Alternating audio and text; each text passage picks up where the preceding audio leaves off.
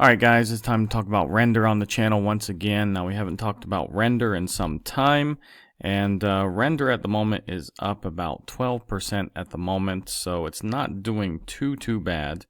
And yeah, the last time we really looked at this was a couple of weeks ago on March 24th. Now that was this candle here, and we basically find ourselves at a similar point to where we were on the 24th of March. Now, we do have somewhat of a W pattern here. Basically, this is a double bottom. Now, this wick went slightly lower than this wick over here. However, the bodies of the candle closed higher than over here, so that is a good thing. You know, some people count the wicks, some people don't. You know, I don't think there's any right or wrong really. I would say I put more faith in the closing of the candle, honestly.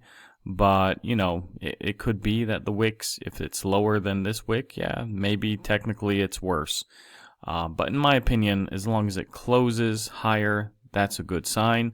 Now, the next thing we need to do is pretty much break $4.06, and then you break this W pattern. Now, and that would mean the breakout should probably, let's see, it should take us about, I'm just going to do this from about here, guys. And let's see, the breakout, let's just say it broke out like in the next couple of days or so. That would take us up to about $5.40. So let's see if we can do that. Let's look at the RSI. Let's see how much more strength we have in this move. I want to look at the RSI and the stochastic. Now, on a daily time frame, this is starting to get a little bit overbought, so that is not the best sign. However, on the RSI, it still has some room to run, so that looks okay.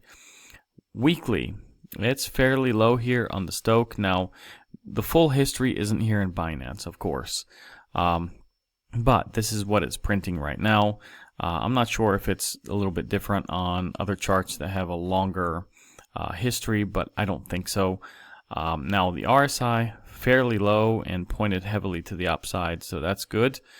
Let's look at the month time frame. I don't know if there's going to be a month. Probably not. Yeah, on the Binance chart, it's not been here long enough. Now let's look at the lower time frames. It is overbought in the 4-hour time frame on the Stoch. It is flirting with being overbought here on the RSI. Now the 1-hour time frame actually is oversold, so it's actually fairly low. Now we just came out of the overbought region not too long ago, you know, several hours ago, basically on the RSI for the 1-hour time frame. 15-minute time frame looks like it's about to get oversold here shortly, and then it's going to work its way back up. So RSI pointed to the downside, but really in the middle, so it's not, you know, too bad here, I would say. So the 15-minute, I think maybe in the very short term, it might start another run. Now, also the 1-hour time frame doesn't look too bad. So you do have these two lower time frames, which, you know, point to maybe a short run here. I don't know if this run could really take us up to $4.06. Probably not. I think that's a little bit far for it. 4-hour, you know, like I said, it's a little bit overbought, so probably in this midterm it's not going to really run. And then, you know, the daily, not too bad, getting a little bit overbought, like I said, and the weekly, yeah, it's fairly low. So overall, guys, I would say more likely than not, you know, render is going to run, especially at some point, and it's going to run very hard. Render is one of the top AI projects, guys. I do have quite a bit in my bag, and yeah, I mean, I bought this a bit higher, unfortunately, but hey, I'm just happy to have it. Now, taking a quick look at the tokenomics of render, guys, pretty much it has no max supply, actually. The total supply is 532 million. Circulating is 517 million. So basically, almost everything is circulating from what has been produced of render. Now, if we go down here, the all-time high was about $13.50. So you're getting about a 72% discount at the moment. And all-time low, yeah, around 3.5 cents, guys. That'll never happen again, more than likely. But yeah, I wish I had picked it up 5 years ago.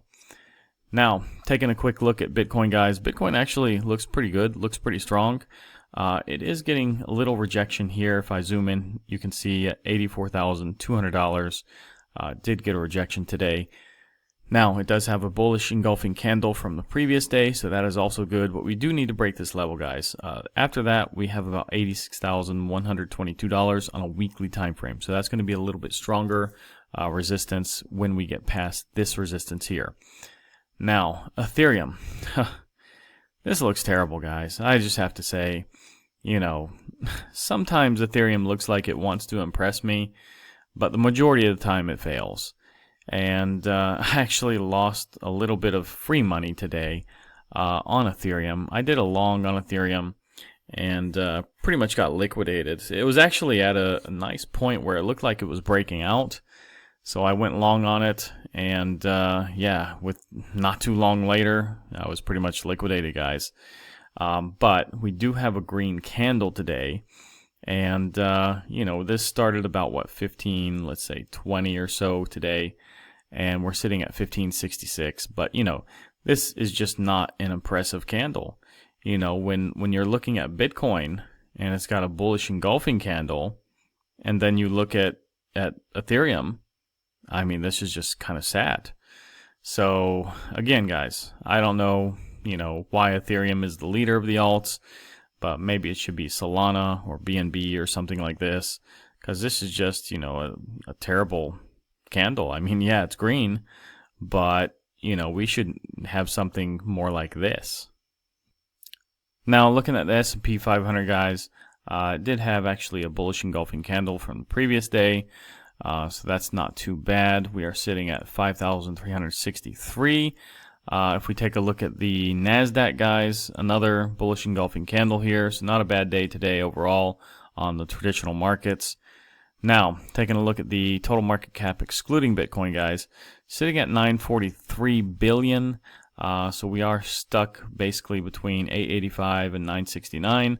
But yeah, not too bad. But yeah, we definitely need to start working our way towards 1 trillion. Dominance, guys. Look at this dominance. This is just a straight up candle, guys. So I am a bit shocked, you know, that it's so high. And we just continue to go up. So it's really just shocking. And yeah, I mean, the altcoin season index, guys, is at a 14 right now. This is one of the lowest that I've ever seen in my life. And been looking at this chart forever. But yeah, when you have the dominance like that, you're going to get numbers like this. Now, taking a quick look at the CME futures, guys, we did actually close this gap today. So I do need to delete this box, and yeah, you can see this candle pretty much took it out today. Like I said, guys, that gap will probably get filled 98 to 99% of the time. Doesn't always have to get filled, but more than likely they do get filled, and it got filled today completely. So also, one other thing is, we do look like we are breaking out here. And as you can see, this trend line extends all the way back to 21st of January. And we had an attempt here basically on 2nd of April, but it looks like today we are going to finally break this trend line. Now, the US dollar, you can see. Now, if we take a look at the dollar index, guys, pretty much you can see it's had this large candle this week, pretty much like a few weeks ago. So I do think this is probably going to be a stopping point. We're probably going to consolidate for a little bit, kind of like we did here. Just have to wait and see, though. You never know, guys. This could continue to crash, but I do need to make some more lines down here as we're starting to break most of these supports now. So let's see where this ends up. We are slightly below 99.87, which is a weekly support. But yeah, we have to see where Sunday to Monday closes. Now, taking a quick look at the Fear and Greed Index, guys, it's 25 today. Yesterday was 39. I do think this will go up a little bit tonight, and probably, I would say a few points, probably will be at about 30 or so. Now, taking a look at the bull market peak indicators, guys, sell at the top, still 0 from 30 have been hit. It's still 100% hold at the moment. And no reason to panic, guys. The best indicator is the pi cycle top indicator. It's still diverging from one another here. Now, if we take a quick look at the events for next week economically, we do have the New York Fed one-year consumer inflation expectations on Monday. We have a few speakers actually on Monday as well. Tuesday, we have New York Empire State Manufacturing Index. Wednesday, we do have retail sales. We have industrial production. And Thursday, we do have some jobless claims. We have Philadelphia Fed manufacturing.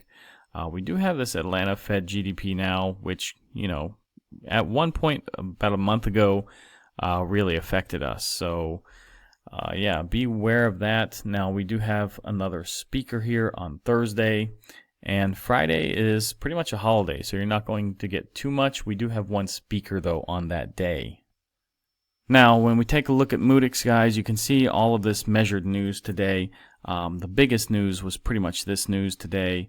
But yeah, you can see how, you know, we had mega numbers once again today, and all of these headlines you can see. So yeah, you will get this in MEXC if you do get a membership with the channel.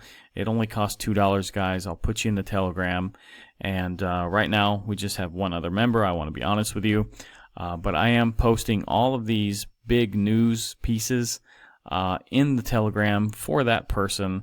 And yeah, I would like to post it for more people if you guys will join the membership, you know, of this channel. Now, when we take a look at the Michigan numbers, guys, it was actually pretty negative today, 0.31 negative. Now, PPI was actually not too bad today. We did have positive PPI, 0.19, so that is good.